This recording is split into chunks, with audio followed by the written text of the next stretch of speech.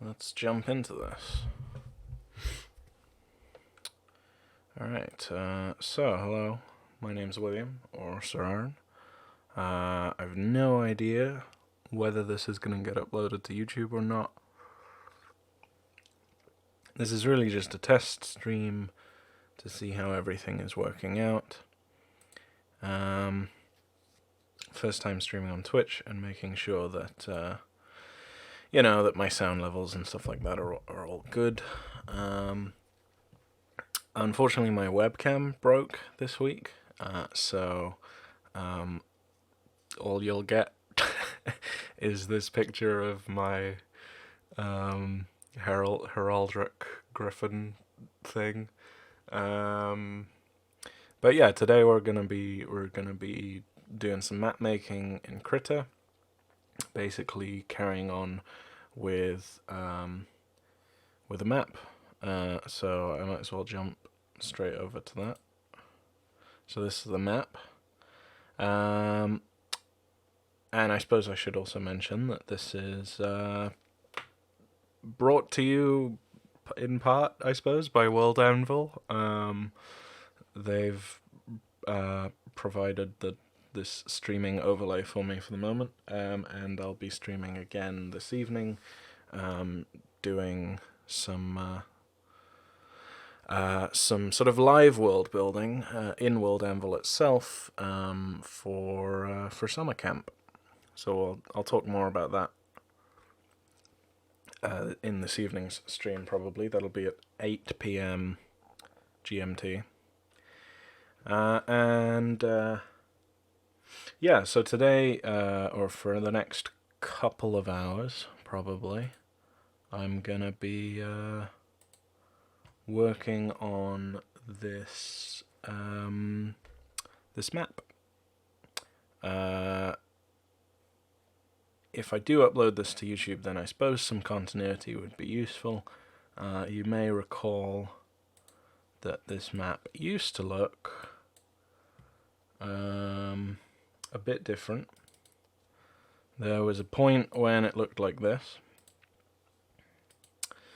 and it's slowly developed a bit more since this. It's actually, this is quite an old version. Let's see.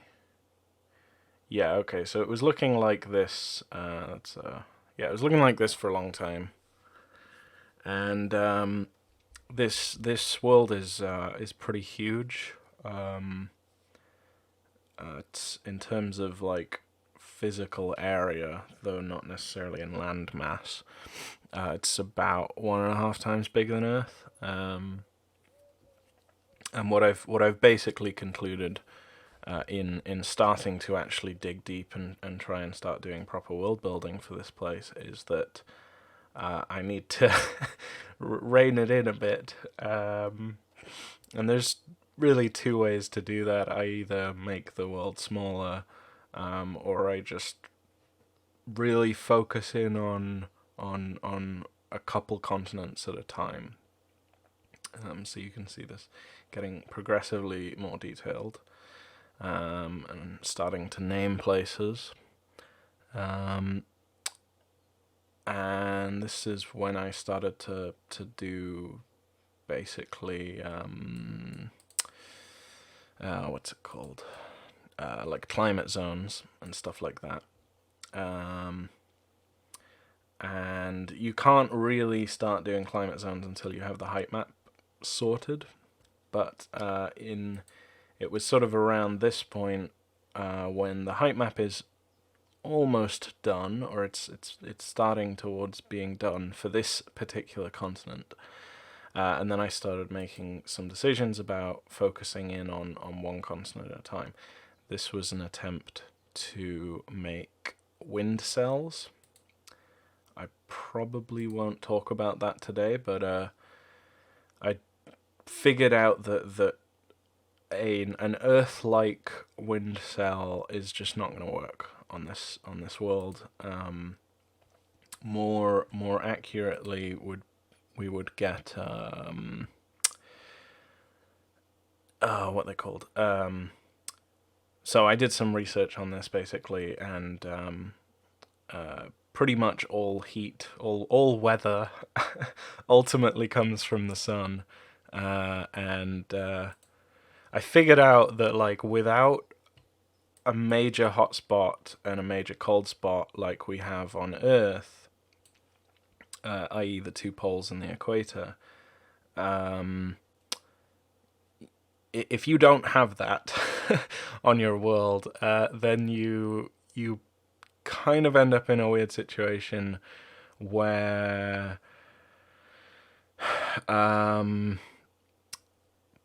because there's no Coriolis effect and no axial tilt to stir everything up, the land will warm faster than the oceans will, which makes low pressure hot expansion zones that basically roll down off of the highlands and then collide with the high pressure moist air coming from the lowlands and the coasts.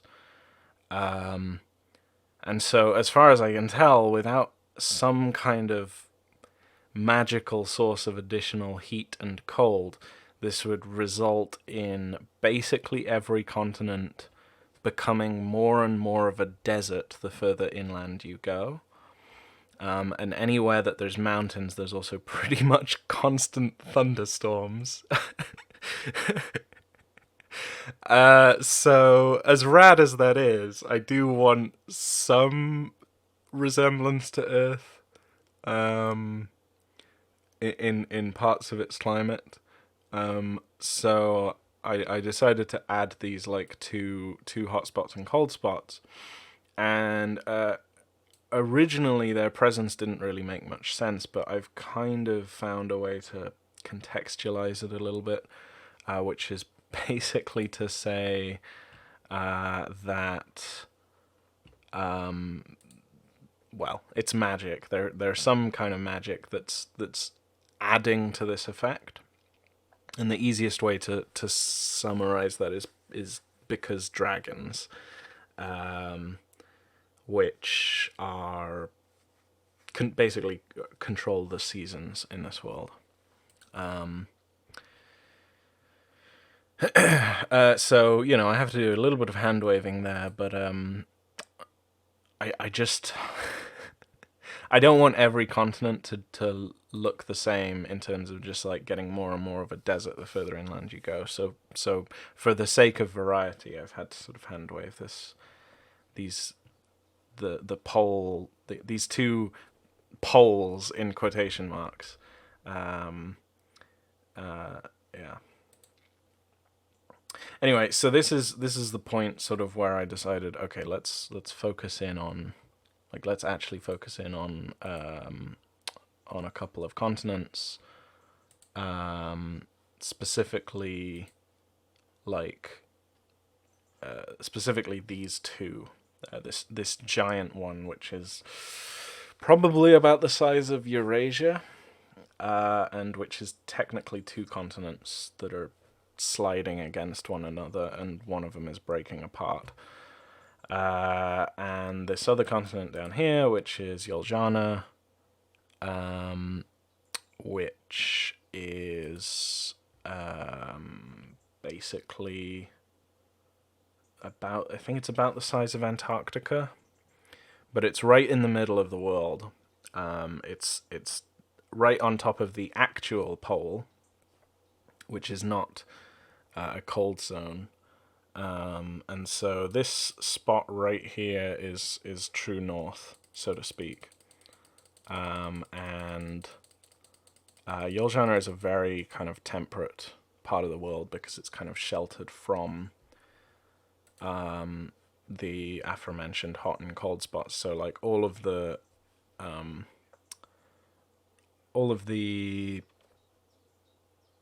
air and climate that reaches it is tempered somewhat by the surrounding land. And then this is a more accurate depiction of how the wind works in the world. You have the hot and wet spots and the cold and wet spots, and they are producing different wind patterns, and yeah, you're ending up with a dry temperate summer and a wet temperate winter in the very middle of the world. And there's summer and winter winds basically that come in perpendicular directions. And yeah, so that's kind of catching up on where this world is at now.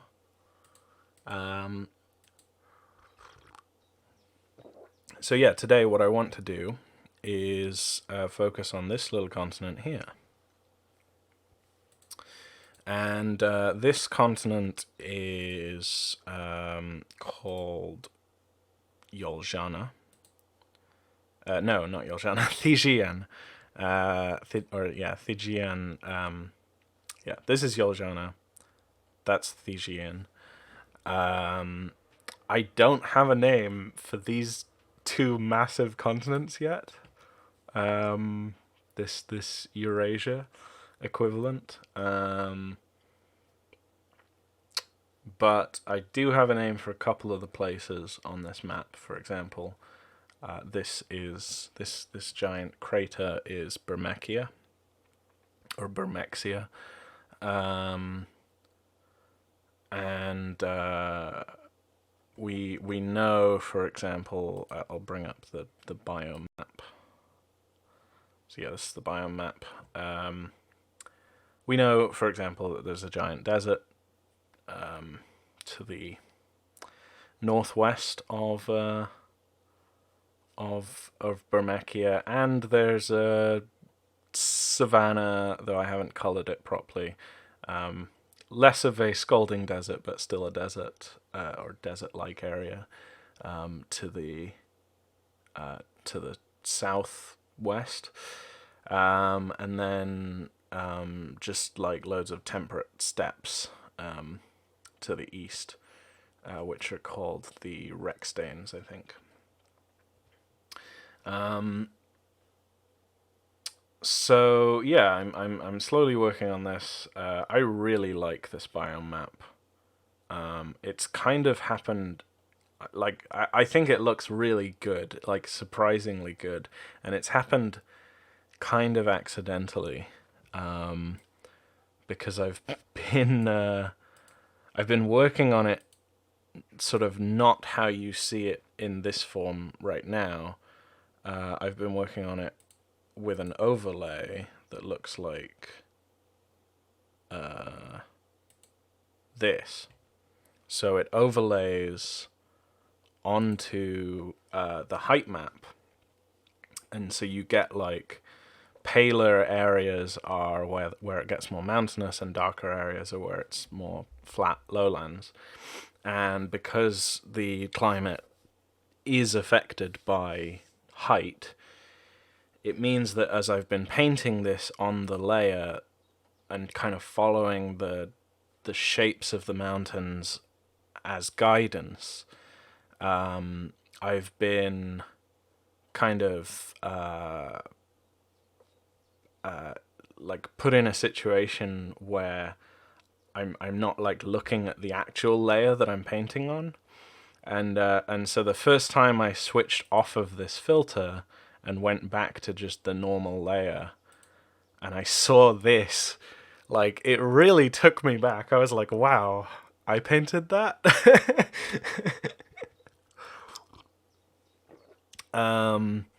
So I want to keep painting like this, but it's going to take some time, and I need to really finish the height map before I can finish painting this layer properly. And as you may notice, there are a couple big changes between this latest version of the map and, for example, this one, which we saw just a couple minutes ago. Oh no, not this one. This one. Namely, this bit kind of sticks out here now. I've properly committed to these two being like two continents that are sliding against each other.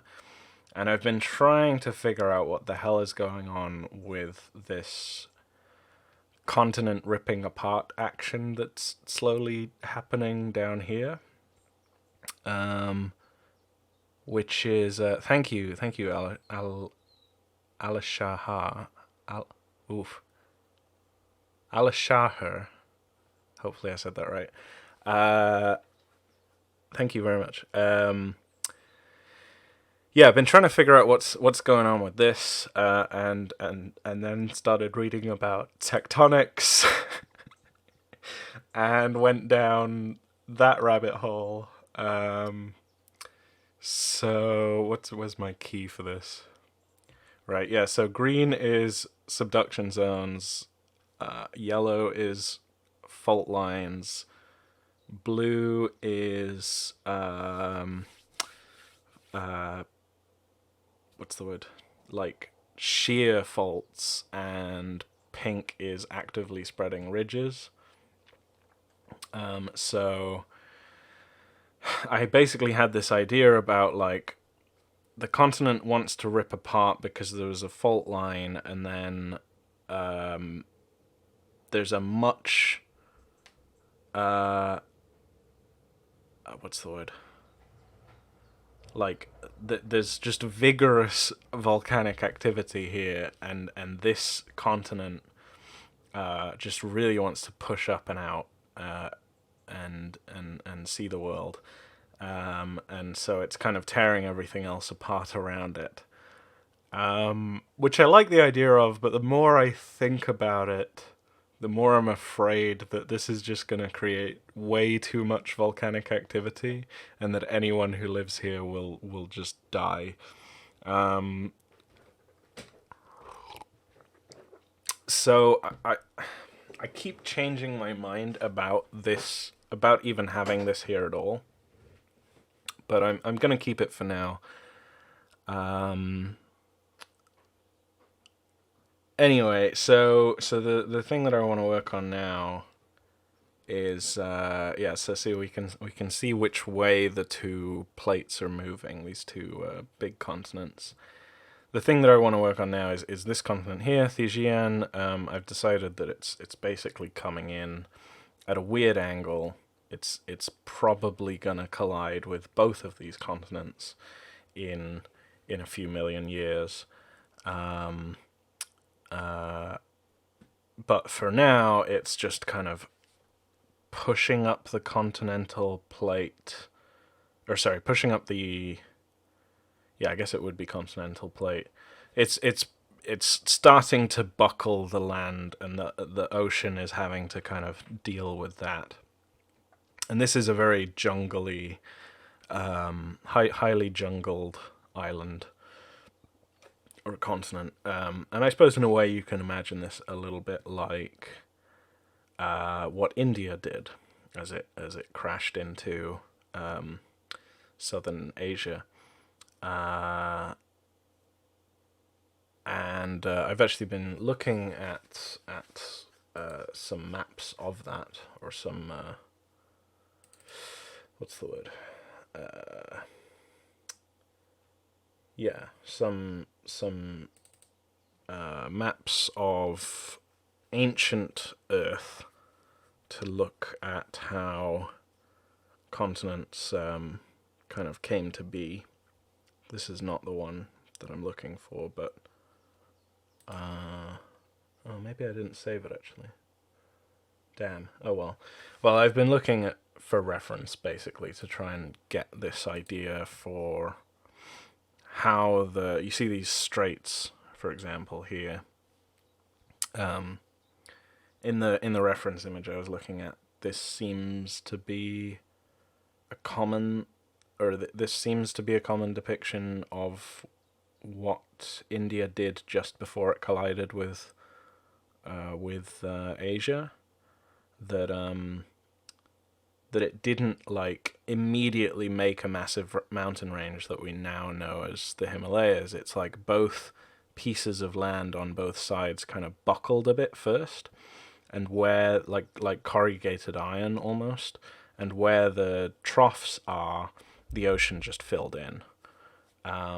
and it took a while, as in millions of years, for those corrugations to like buckle back the other direction and then properly collide and become a massive mountain range. So yeah, we're looking at like this incredibly slow motion collision, and yeah. So what I want to do today is basically work on the highlands in this region, which are coloured this nice palish green colour. And we'll see how long it takes. Now, I just need to get out my graphics tablet.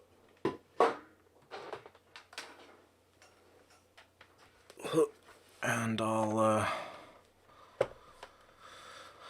put the music back on and probably shut up for a little while, unless people in chat are well, chatting.